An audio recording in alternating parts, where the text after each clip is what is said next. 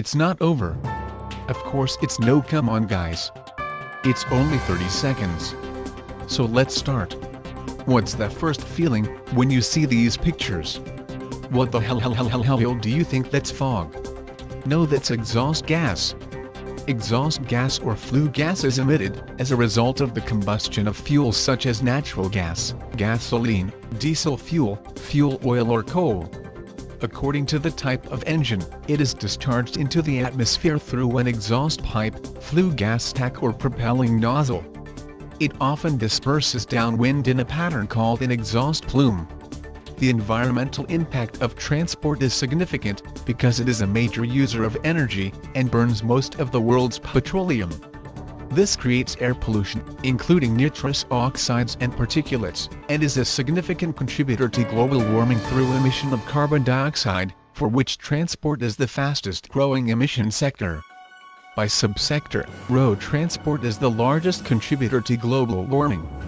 Air pollution is a significant risk factor for a number of health conditions including respiratory infections, heart disease, COPD, stroke and lung cancer. The health effects caused by air pollution may include difficulty in breathing, wheezing, coughing, asthma and worsening of existing respiratory and cardiac conditions. These effects can result in increased medication use, increased doctor or emergency room visits, more hospital admissions and premature death. Do you see that ship? Most commonly associated with ship pollution are oil spills. While less frequent than the pollution that occurs from daily operations, oil spills have devastating effects. While being toxic to marine life, polycyclic aromatic hydrocarbons, the components in crude oil, are very difficult to clean up, and last for years in the sediment and marine environment.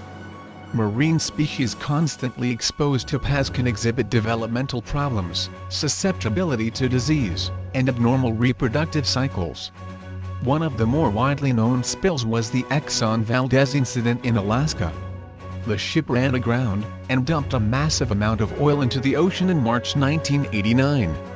Despite efforts of scientists, managers, and volunteers, over 400,000 seabirds, about 1,000 sea otters, and immense numbers of fish were killed. Oh my God! What the hell, I am frightened by this, Mark. The environmental impact of nuclear power results from the nuclear fuel cycle processes including mining, processing, transporting and storing fuel and radioactive fuel waste. Released radioisotopes pose a health danger to human populations, animals and plants as radioactive particles enter organisms through various transmission routes. Radiation is a carcinogen and causes numerous effects on living organisms and systems. The environmental impacts of nuclear power plant releases such as the Chernobyl disaster, the Fukushima Daiichi nuclear disaster and the 3 Mile Island accident, among others, persist indefinitely. The radioactive decay rate of particles varies greatly, dependent upon the atomic properties of a particular isotope.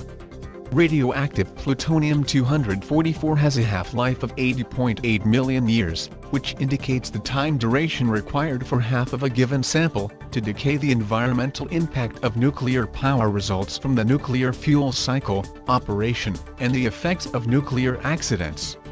People invent the nuclear energy, however, human beings don't know how to use it correctly.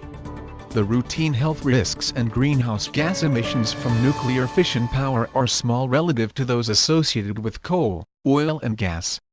However, there is a catastrophic risk potential if containment fails, which in nuclear reactors can be brought about by overheated fuels melting and releasing large quantities of fission products into the environment.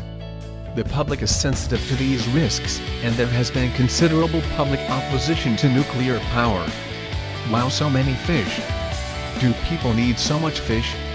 Overfishing is a form of overexploitation, in which fish stocks are depleted to unacceptable levels, regardless of water body size. Resource depletion, low biological growth rates, and critically low biomass levels result from overfishing.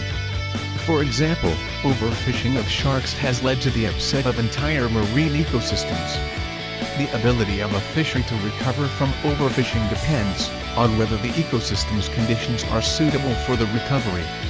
A model of the interaction between fish and fishers showed that when an area is closed to fishers, but there are no catch regulations such as individual transferable quotas, fish catches are temporarily increased but overall fish biomass is reduced, resulting in the opposite outcome from the one desired for fisheries.